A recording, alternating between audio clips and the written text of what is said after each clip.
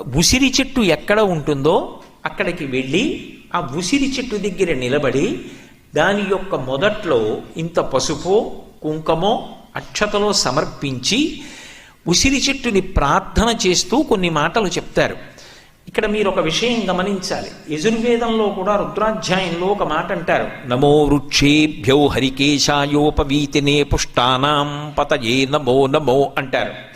ఈ చెట్టు రూపంగా ఉన్న శివుడికి నమస్కారం, చెట్టు ఆకులుగా ఉన్న శివుడికి నమస్కారం, చెట్టు ఆకులలో ఆకుపచ్చతనంగా ఉన్న శివుడికి నమస్కారం అంటారు. అలా ఈ ధాత్రి రూపంలో ఉన్నటువంటి ఈ ఉసిరి చెట్టు ఉందే, ఇది చెట్టు అని నేను అనుకోవట్లేదు. ఇది పరదేవత. పరదేవత అయి ఈ కాలంలో ఎన్ని ఉపద్రవాలు వస్తాయో అన్ని ఉపద్రవాలకి విరుగుడు కూడా ఈ చెట్టులోంచి వస్తోంది. అంటే అమ్మవారే ఈ చెట్టు రూపంలో నిలబడి అనుగ్రహాన్ని